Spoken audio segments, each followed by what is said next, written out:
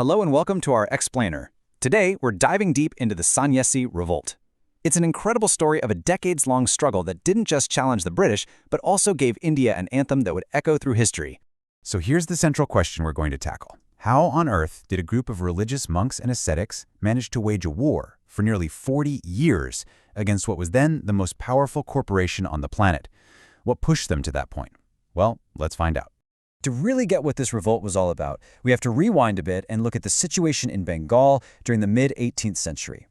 The entire stage was set by one single pivotal battle that handed a staggering amount of power and with it a whole lot of greed to the British East India Company. Okay, so our story really kicks off in 1764 with the Battle of Buxar. That British victory leads directly to the Treaty of Allahabad just a year later. And that treaty, you'll see, was a massive turning point.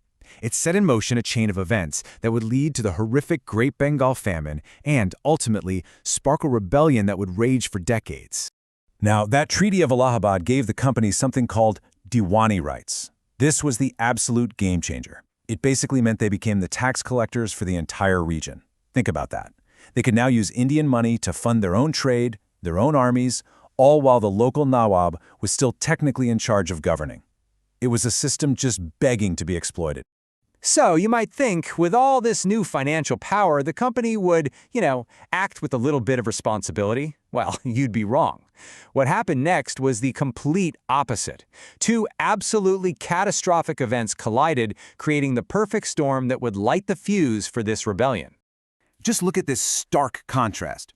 On one side, you have the Great Bengal Famine of 1770, an unimaginable disaster that wiped out a massive part of the population. And on the other side, the company's response wasn't relief. Oh no, they actually increased taxes. They started kicking traditional landlords, the zamindars, off their land. They even started taxing religious pilgrimages. It was just brutal, systematic exploitation at its worst. And this right here, this quote, perfectly explains the direct trigger. The sannyasis and fakirs, these religious ascetics, they relied on the local zamindars for support, for alms, for necessities. It was a tradition. When the company evicted those zamindars, they weren't just taking land, they were severing a lifeline for the sannyasis, basically forcing them into a corner. So with their entire way of life under direct attack, the sannyasis and fakirs didn't just roll over. They got organized. And here's the thing, they weren't alone. Discontent was bubbling up everywhere, across all parts of society, and it was just about to boil over into a massive uprising. Now, this is so crucial to understand. This wasn't just a revolt of monks. As you can see, it was a huge coalition of the fed up.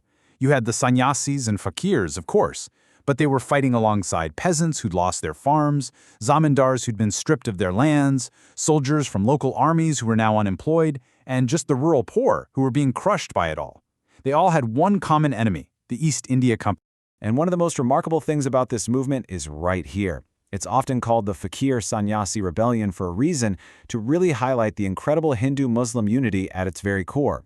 Hindu Dasname sannyasis and Muslim Matabaria fakirs fighting side by side, totally united by their shared grievances against the company. A movement of this size and duration needs strong leadership. So let's take a look at some of the key figures who were really steering this rebellion. You had leaders like Majnu Shah, Chirag Ali, and Musa Shah, who were absolutely central to the whole thing. But what's really important to note is that this was not an exclusively male-led movement. Not at all. You had powerful figures like Bhawani Pathak and the almost legendary Devi Chaudhurani, who played huge roles and showed just how significant women were in this resistance. Now, these rebels knew they couldn't win a straight-up conventional war, so they got smart. They used brilliant guerrilla tactics. They knew the local terrain inside and out, and they used it to their advantage, conducting these lightning-fast raids on British factories and treasuries. This did two things. It helped fund their fight, and it kept the much larger, better-equipped British army completely off balance. But in the end, after decades of hard fighting, the superior military power of the British just became too much to overcome. Under Governor-General Warren Hastings, the company launched a massive, coordinated campaign, and by about the year 1800, the armed rebellion was suppressed. But even though the fighting stopped, the story of the revolt, that was really just getting started. And this is where the Sanyasi Revolt makes a fascinating shift, from a military conflict to a powerful cultural symbol. Its legacy wasn't really cemented on the battlefield. It was cemented on the pages of literature that would go on to inspire millions. The incredible legacy of this revolt was primarily shaped and immortalized by two iconic novels, both written by the visionary author Bankim Chandra Chattopadhyay. So on one hand, you have his novel Devi Chaudhurani, which was so important because it celebrated the powerful leadership role that women played in the resistance. And on the other hand, you have Anand Math. This book, published in 1882, was directly based on the Sanyasi Revolt, and hidden inside its pages was a poem that would literally change the course of Indian history, Vande Mataram. I mean, just look at the incredible journey of this anthem. It starts out as a poem, written in the 1870s.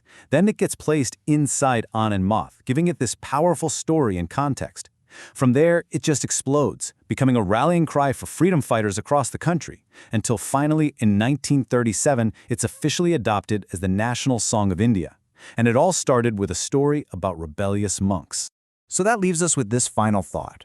Militarily, yes, the Sanyasi Revolt was defeated. But by having its story immortalized in literature, in a song that everyone knew, did its spirit actually achieve a much, much greater victory? Did the story of their defiance provide the spark and the anthem for the larger freedom movement that would one day succeed where they had not? It's a powerful reminder that while you can defeat an army, it's a lot harder to defeat a story.